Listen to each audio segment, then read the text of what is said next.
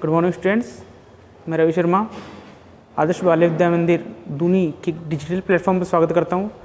आज से हम 11th क्लास साइंस की भी क्लासेस स्टार्ट कर रहे हैं ऑनलाइन। तो उसके अंदर आज हम बेसिक स्टडी करेंगे कि क्या होता है केमिस्ट्री के अंदर, क्या क्या टॉपिक्स आएंगे। ठीक है, तो जनरली हम जानते हैं कि जो केमिस्ट्री होती है, ठीक है, उसके अंदर सबसे पहले हम बात करते हैं पदार्थ की। पदार्थ होता है, ठीक है, तो उनकी अवस्थाओं के बारे में भी देखेंगे। तो पदार्थ क्या है? तो पदार्थ क्या है? पदार्थ वो कोई भी चीज़ जो कि स्थान घेरती है और जिनके अंदर द्रव्यमान होता है, वो सब पदार्थ के अंतर्गत आते हैं। अब ये पदार्थ जो है उनको दो भागों में बांटते हैं हम, शुद्ध पदार्थ, मिश्रित पदार्थ या मिश्रण पदार्थ। शुद्ध मतलब जिनके अंदर अशुद्धियाँ नहीं होती है, वो एक शुद्ध पदार्थ के रूप में आएगा। अब शुद्ध पदार्थ दो प्रकार के देखें, तत्व यौगिक। तत्व यौगिक कैसे? तत्व क्या होंगे? इनमें सभी परमाणु एक जैसे होते हैं, जैसे हाइड्रोजन, क्लोरीन, नाइट्रोजन। ठीक है, इस तरह से एक जैसे परमाणु समूह होता है।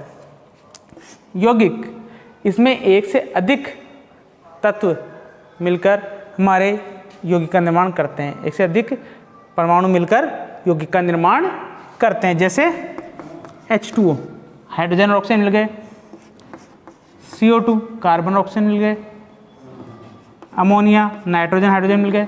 ठीक है, तो इस प्रकार एक से अधिक परमाणु मिलकर यौगिक का निर्माण कर रहे हैं। ठीक है, लेकिन यौगिक का निर्माण जो होता है उसकी एक विशेषता ये होती है कि ये जो तत्व मिल रहे हैं, परमाणु मिल रहे हैं, इनका एक निश्चित अनुपात होता है, चाहे वो कहीं से भी प्राप्त होते हो। जैसे जल, अब जल हमें कहाँ कहाँ से मिलता है? जल पानी बरसात से भी आता है, नल से भी आता है, बांध से भी आता है, कुएं से भी आता है। लेकिन फिर भी जो जल के फॉर्म में हाइड्रोजन और ऑक्सीजन का जो रेशो होता है, अनुपात होता है, वो हमेशा समान रहता है। कैसे? ये जो रेशो रहेगा वो कैसे आएगा? देखो, हाइड्रोजन का परमाणु भार होता है 1, ठीक है, तो 2 हाइड्रोजन है इसलिए 2 लिख दिया। ऑक्सीजन का परमाणु जो भार होता है वो होता है 16। ठीक है, परमाणु क्रमांक होता है 8 और परमाणु भार होता है 16। तो देखो 1:8, यानी कि हाइड्रोजन और ऑक्सीजन को 1:8 में मिलाने पर ही जल का निर्माण होता है। चाहे जल कहीं से भी मिलता हो, हमको कुएं से मिले, झरने से मिले, नदी से मिले, तालाब से मिले, सब में हाइड्रोजन और ऑक्सीजन का जो अनुपात होगा वो 1:8 ही होगा। ठीक है, इसी प्रकार हम कार्बन डाइऑक्साइड का देखते हैं। क्या क्या है इसके अंदर? एक कार्बन है, एक ऑक्सीजन है। कार्बन का परमाणु क्रमांक 6 होता है और परमाणु भार 12 होता है। एक ही कार्बन है इसलिए 12 लिख दिया हमने। ऑक्सीजन का परमाणु क्रमांक कितना होता है? 8 होता है, जो कि परमाणु भार 16 होता है। यहाँ पर ऑक्सीजन कितने हैं? 2, तो एक ऑक्सीजन का 16 तो 2 ऑक्सीजन का 32।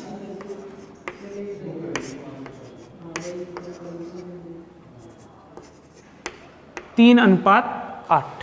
ठीक है, तो CO2 का निर्माण कैसे होगा? कार्बन और ऑक्सीजन का 3:8 में जब मिश्रण होगा तब जाके CO2 का निर्माण होता है। ठीक है, तो निश्चित संगठन होता है यौगिकों में। इस प्रकार हम मिश्रण की बात करते हैं। मिश्रण के अंदर क्या मतलब है? इसमें एक से अधिक तत्व मिले हो सकते हैं और उनका संगठन निश्चित नहीं होगा। यहाँ पर संगठन निश्चित होता है, यहाँ पर संगठन निश्चित नहीं होता है। समांगी और विषमांगी दो प्रकार है इसके। समांगी विषमांगी का मतलब क्या है कि जब पदार्थ को मिलाया जाता है, मिश्रित होते हैं, तो उनमें अगर कोई दूसरी अवस्था दिखाई नहीं देती है तो वो कहलाएगा हमारे समांगी, मतलब भौतिक अवस्था एक ही दिखाई देनी चाहिए। विषमांगी, जब 2 अलग अलग भौतिक अवस्थाएं दिखाई देती है तो उसमें हम क्या बोल सकते हैं? यह है विषमांगी मिश्रण। ठीक है, विषमांगी मिश्रण कैसे बताएं? पानी में पत्थर डाल दिया तो एक पत्थर दिख रहा है, पानी, दोनों अलग अलग दिख रहे हैं। ठीक है, एक ठोस अवस्था और एक द्रव अवस्था है, तो वो हो गया विषमांगी। अब पानी में अगर शक्कर घोल दी हमने तो शक्कर तो पानी में घुल जाएगी, तो हमें दिखाई तो एक ही अवस्था देगी, तो उसे बोलते हैं हम समांगी मिश्रण। ठीक है, तो ये हमारे पदार्थ के बारे में बेसिक नॉलेज होती है। अब उसके बाद जो तत्व होते हैं, जैसे अपने 10th क्लास में पढ़ा है कि 10th क्लास में जो आवर्त सारणी बनाई गई है उसमें क्या थे? परमाणु थे, तत्व परमाणु। ठीक है, अब जो तत्व और परमाणु थे, ठीक है, तत्व और परमाणु जो भी है उनको आवर्त सारणी में व्यवस्थित किया गया था। अब मैं कुछ तत्वों के आपको परमाणु भार लिख के बता रहा हूँ। जैसे हाइड्रोजन का 1 होता है, ठीक है, लिथियम का 3 होता है, कार्बन का 12 होता है, नाइट्रोजन का 14 होता है, ऑक्सीजन का 16 होता है, क्लोरीन का 17.5 होता है, सल्फर का 32 होता है। अब जो यौगिक बने, जैसे हमने बनाया अभी H2O बनाया, CO2 बनाया, ठीक है, तो ये वाले तो प्रत्येक परमाणु के भार है, ठीक है, तो एक परमाणु का भार उसका क्या कहलाएगा, परमाणु भार कहलाएगा। और अगर परमाणु मिलकर एक अणु बनाते हैं या यौगिक बनाते हैं, ठीक है, तो उसका टोटल भार हम देखेंगे तो क्या कहलाएगा, वो अणु भार कहलाएगा, ठीक है। परमाणु मिलकर अणु का निर्माण कर रहे हैं तो एक परमाणु का भार तो परमाणु भार, जबकि अणु या यौगिक का भार क्या कहलाएगा, अणु भार कहलाएगा, ठीक है। अब जैसे अणु भार निकालना है अपने को, क्वेश्चन आता है हमारे हाफियली में कि निम्न यौगिकों का अणु भार ज्ञात कीजिए, तो हमको क्या करना है उसमें कि उसमें जो जो भी परमाणु दे रखे हैं उन सब का परमाणु भार जोड़ देना है, जिससे हमको टोटल अणु भार ज्ञात हो जाएगा। जैसे हम H2 का ज्ञात करते हैं, H2 में हाइड्रोजन कितने, 2, देखो हाइड्रोजन कितने, 2, ठीक है। एक हाइड्रोजन का कितना होता है, 1, तो 2 हाइड्रोजन का कितना हो जाएगा, 2। ऑक्सीजन है, कितना ऑक्सीजन है, 1 ही है। देखो यहाँ पर अगर संख्या दे रखी है तो वो इस ऑक्सीजन की संख्या है, और अगर आगे संख्या दे रखी है तो वो पूरे अणु की संख्या होती है, ठीक है। ऑक्सीजन 1 ही है हमारे, एक ऑक्सीजन का कितना होता है, 16, ये 16, जोड़ दो दोनों को, 18। तो H2O का अणुभार कितना है हमारे, 18, ठीक है। इसी प्रकार CO2 का देखते हैं हम, CO2 का देखते हैं अणुभार निकालना। कार्बन 1 है, 1 ही है कार्बन, एक कार्बन कितना आ रहा है, 12, तो 1 × 12 बराबर 12। ऑक्सीजन कितने हैं, 2 है, एक ऑक्सीजन का 16 होता है, तो 2 ऑक्सीजन का कितना हो जाएगा, 32, तो कितने हो गए ये, 44। इस तरह इनका अणुभार ज्ञात हो जाता है।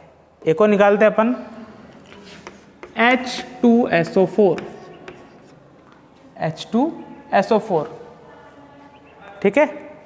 H2SO4 में देखो हाइड्रोजन है, सल्फर है, ऑक्सीजन है। हाइड्रोजन का 2 हाइड्रोजन है, एक हाइड्रोजन का 1 होता है, 2 का कितना हो जाएगा, 2। ऑक्सीजन कितने हैं, 4 × 4 ऑक्सीजन है, एक ऑक्सीजन का 16 होता है, 16 चौक 64। सल्फर 1 है, एक सल्फर का 32 बताया था मैंने अभी, कितना हो जाएगा, 90, ठीक है। तो H2SO4 का अणुभार कितना आ रहा है, 98 आ रहा है। इस प्रकार हम अणुभार की गणना करते हैं। तो ये चीज़ हमारे बहुत काम आती है, इस पे बेस्ट क्वेश्चन भी आता है हमारे, ठीक है। अब एक तुम्हें छोटी चीज़ और बतानी है,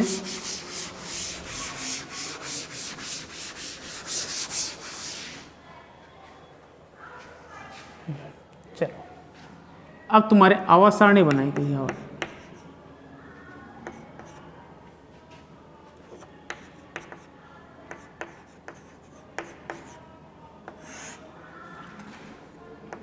आवर्त सारणी, आवर्त सारणी, ठीक है। अब आवर्त सारणी का निर्माण कैसे हुआ, देखो आवर्त सारणी का निर्माण करने में जो वैज्ञानिक की मुख्य भूमिका थी प्रारंभ में, देखो सबसे पहले आया एक मेंडलीफ क्या, डोबेराइनर नाम का जो साइंटिस्ट आया, उसने सबसे पहले जैसे जैसे तत्व खोज होते गई तो उनको व्यवस्थित करने की समस्या उत्पन्न हुई। तो उसने क्या किया कि सबसे पहले 3 तत्वों के समूह बना दिए, A, B और C, 3 तत्वों के समूह बनाए, ठीक है। अब 3 तत्वों के समूह बनाए तो हर कैसे उठा के नहीं बनाए, उन्होंने क्या किया कि इस तरह से जमाए उनको कि पहला और तीसरा, पहले और तीसरे परमाणु भार, पहले और तीसरे तत्व के परमाणु भार का जो औसत निकाला वो किसके बराबर आया, भार उनके बीच वाले तत्व के भार के बराबर आया। तब जाके उन्होंने ऐसे समूह बनाए कि पहले और तीसरे तत्व के परमाणु भार का औसत बीच वाले तत्व के भार के बराबर आना चाहिए। तो ये होता है हमारे डोबे-रायनर का त्रिक नियम, क्योंकि तीन के समूह बनाए और तीन तत्वों के समूह को उसने क्या नाम दे दिया, त्रिक नाम दे दिया, और इस नियम को उसने डोबे-रायनर का त्रिक नियम बताया। ठीक है, जैसे इसका एग्जांपल देख लेते हैं हम, लिथियम, सोडियम, पोटेशियम, ये तीन तत्वों का एक समूह बनाया था उसने। लिथियम का परमाणु भार कितना होता है, लिथियम का परमाणु क्रमांक तो 3 होता है और परमाणु भार इसका होता है 7। लिथियम का तो 7, ठीक है। सोडियम का होता है हमारे 40, इसका होता है 23, ठीक है। अभी हमको पता है कि 23 होता है इसका, सोडियम का, लेकिन हमको ज्ञात करना है कि क्या इन दोनों के परमाणु भार का जो औसत है वो क्या 23 आ रहा है क्या। देखते हैं, 7 + 39 बटा हुआ 2, 46 बटा हुआ 2, मतलब यह क्या 23 देखो, ठीक है। इस तरह से पहले और तीसरे परमाणु भार का जो औसत आएगा वो बीच वाले तत्व के परमाणु भार के बराबर आना चाहिए। इस तरह उसने 3 के समूह बनाए, लेकिन ये सारणी क्या हुआ कि कुछ समय तक ही सही रह पाई, आगे जाके कई तत्व ऐसे हैं जहाँ पर इनका मान व्यवस्थित रूप से नहीं प्राप्त हो पाया, इसलिए ये नियम आगे जाके गलत साबित हो गया, ठीक है। इस नियम के बाद एक आया था हमारे वैज्ञानिक, कौन सा, न्यूलैंड। सबसे पहले तो आ गया डोबे-रायनर, ठीक है। सेकंड नंबर पे आ गया न्यूलैंड,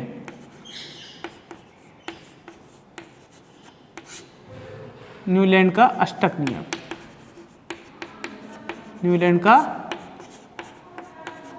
अष्टक नियम। डोबे-रायनर का कौन सा था, त्रिक नियम।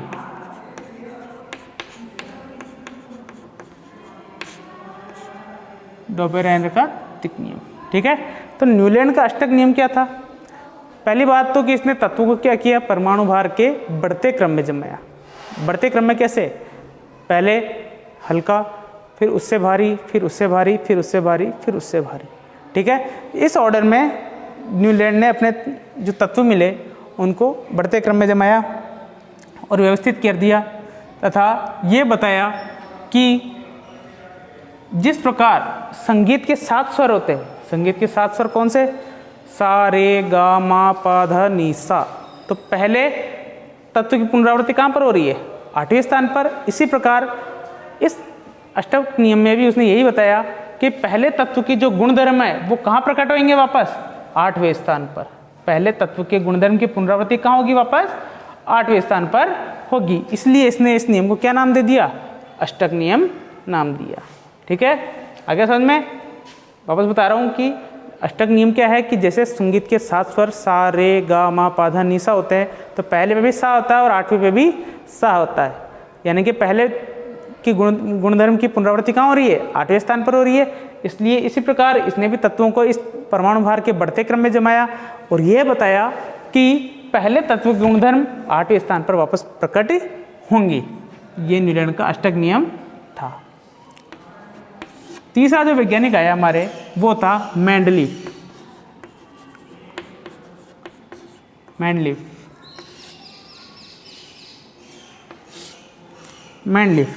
इसने सबसे पहले आवर्त सारणी बनाई, मतलब तत्वों को एक टेबल के रूप में व्यवस्थित कर दिया सारणी बना के, और उस सारणी में को नाम क्या नाम दिया फिर उसने, आवर्त सारणी, ठीक है। इस आवर्त सारणी के 2 भाग थे।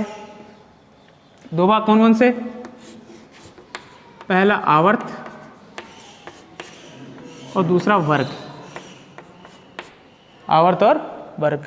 आवर्त जो थे इसमें इनकी संख्या 7 थी और वर्ग की संख्या 8 थी। जैसे हमने कोई टेबल बनाते हैं ऐसे, ठीक है, ये स्तंभ होते हैं,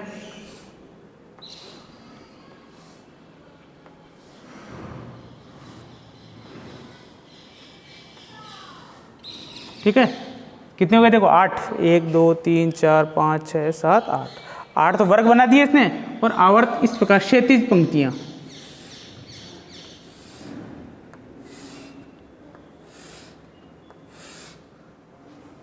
तो ऊर्ध्वाधर जो स्तंभ थे उनको तो वर्ग कहा, जबकि क्षैतिज जो पंक्तियां थी उनको आवर्त कहा। तो हमने संख्या बताई इनकी, आवर्त तो 7 थे और वर्ग 8 थे इनकी सारणी में। ठीक है, ये सामान्य रूप से इसकी सारणी थी मेंडलीफ की। और इसने साथ ही एक नियम दिया था, इसे बोलते हैं आवर्त नियम। आवर्त नियम, ठीक है।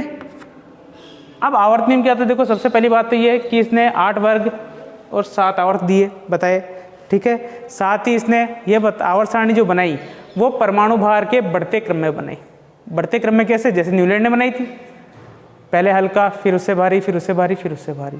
ठीक है, अब आवर्त नियम क्या कह रहा है कि तत्वों के जो परमाणु भार बढ़ता जा रहा है, ठीक है, तत्वों के भौतिक व रासायनिक गुण परमाणु भार के आवर्ती फलन होते हैं। क्या बताया कि तत्वों के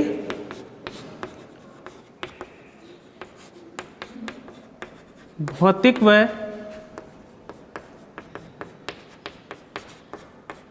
रासायनिक गुण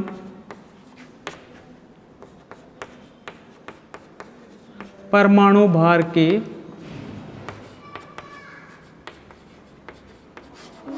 आवर्ती फलन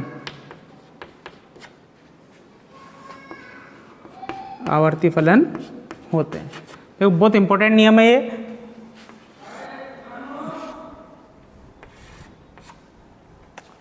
तत्वों के भौतिक व रासायनिक गुण, यानी जो भी तत्व इसके अंदर है और उनके जो गुणधर्म है वो परमाणु भार के आवर्ती फलन है। मतलब परमाणु भार जैसे जैसे बढ़ता जा रहा है, इनके आवर्ती मतलब इनकी पुनरावृत्ति भी एक निश्चित अंतराल के बाद वापस हो जाती है। ठीक है, कहना मतलब यह है कि क्योंकि सारणी परमाणु भार के आधार पर बनी हुई, इसलिए हम ये कह सकते हैं कि इनके भौतिक व गुणधर्म किसके आधार पर परिवर्तित हो रहे हैं, परमाणु भार के आधार पर परिवर्तित हो रहे हैं। जैसे परमाणु भार बढ़ता जा रहा है, इनके गुणधर्म भी परिवर्तित हो रहे हैं, लेकिन एक निश्चित अंतराल के बाद ये पहले वाले गुण वापस प्रकट हो रहे थे। इसलिए हम इसको क्या बोल रहे हैं कि तत्वों के भौतिक व रासायनिक गुण परमाणु भार के आवर्ती फलन होते हैं। ठीक है, ये आवर्त नियम है। आवर्त सारणी जो है इसकी मेंडलीफ की, उसके अंदर आवर्त 7 होते हैं, वर्ग 8 होते हैं। इसकी कुछ कमियां थी, इसकी वजह से इसको अमान्य कर दिया गया। जैसे समस्थानिकों के बारे में इसने कुछ जानकारी नहीं दे पाया, ये नियम कि इनको कहाँ रखें सारणी में। ठीक है, उस समय समस्थानिक की खोज हो चुकी थी, लेकिन समस्थानिकों का स्थान निश्चित नहीं कर पाया। अब समस्थानिकों के अलावा जैसे हाइड्रोजन परमाणु है, तो हाइड्रोजन परमाणु की भी कोई विशेष स्थिति नहीं बता पाया, क्योंकि हाइड्रोजन के गुणधर्म किससे मैच कर रहे हैं, कहाँ रखना चाहिए। ठीक है, तो उसका वो सही स्थान नहीं बता पाया। साथ ही साथ इस सारणी में लैंथेनाइड और एक्टिनाइड जो तत्व है, ठीक है, उनके बारे में भी ये स्थान अलग से नहीं दे पाया। ठीक है, ये कुछ कमियां थी जो इन्हें, और कई जगह परमाणु भार का जो क्रम है वो टूट जाता है। कहने का मतलब ये है कि ज़्यादा वाला तो पहले आ जाता है परमाणु भार वाला तत्व, और कम वाला परमाणु भार वाला तत्व बाद में आ रहा है। तो ऐसी स्थिति में ये नियम गलत साबित हो जाता है। ठीक है, तो ये था हमारे मेंडलीफ का आवर्त नियम। चौथा नियम जो आएगा हमारे आवर्त सारणी का, वो आता है मोजले की आधुनिक आवर्त सारणी। मोजले की आधुनिक आवर्त सारणी। मोजले की आधुनिक आवर्त सारणी। ठीक है, मोजले मेंडलीफ के बाद आया ये। अब इसने जो इसकी कमियां थी उसको दूर करने के लिए इसने प्रयास किया। क्या प्रयास किया इसने? क्या किया कि जो आवर्त थे उनको तो 7 ही रखा, लेकिन जो वर्ग थे इसको और बढ़ाकर उसने 18 कर दिया। कितना कर दिया? 18 वर्ग इसने कर दिए। ठीक है, साथ ही साथ इसने कौन सा नियम दिया था? मेंडलीफ ने आवर्त नियम। मोजले ने जो नियम दिया वो था आधुनिक आवर्त नियम।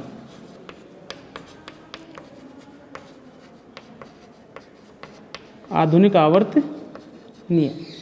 ठीक है, आधुनिक आवर्त नियम क्या है? देखो, इस नियम में और इस नियम में बस एक शब्द का फर्क है। कि जो आवर्त नियम था वो क्या था, तत्वों के भौतिक और रासायनिक गुण परमाणु भार के आवर्ती फलन होते हैं।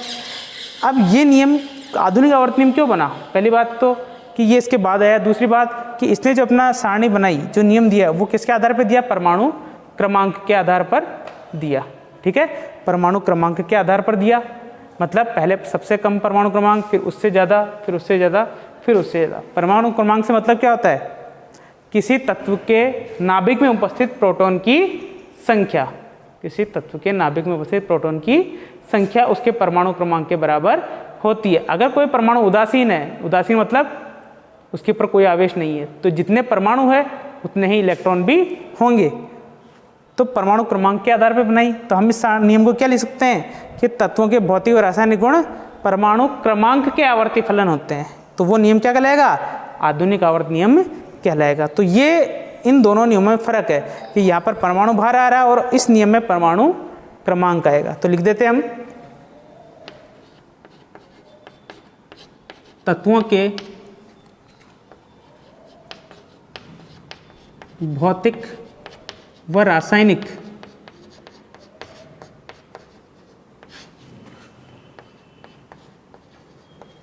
गुणधर्म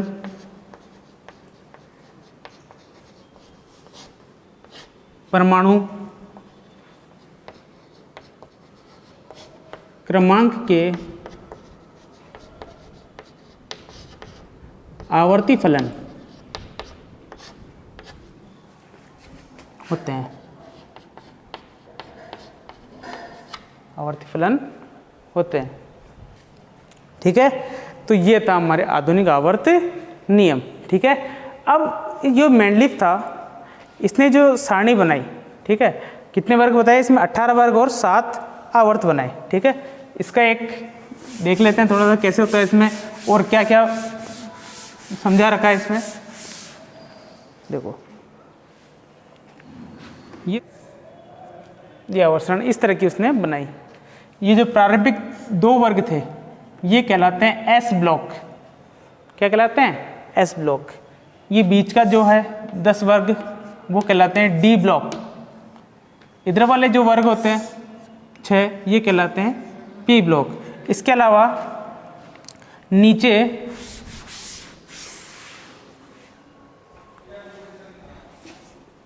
चौदह तत्वों की 2 श्रेणियां बनी होती है।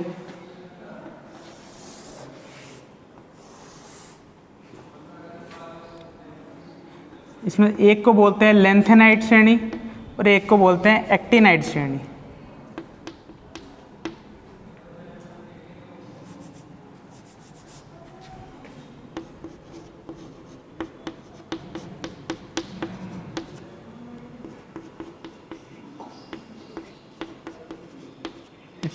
ये दोनों एफ ब्लॉक के अंतर्गत आते हैं।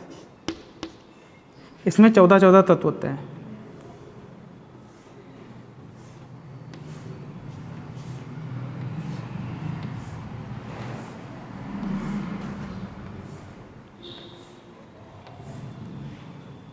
ठीक है, ये आवर्त सारणी बनाई हमने। प्रारंभिक 2 वर्ग एस ब्लॉक के अंतर्गत, बीच के 10 ब्लॉक डी ब्लॉक के अंतर्गत, ये पी ब्लॉक में और ये वाले एफ ब्लॉक में आते हैं। ठीक है, तो आज हम केवल हमने बेसिक स्टडी की थोड़ी बहुत। कल हम इस आवर्त सारणी को भरना बताएंगे, कैसे भरते हैं, कौन कौन से तत्व आते हैं इसके अंदर। ठीक है, आज के लिए बहुत है इतना। Thank you.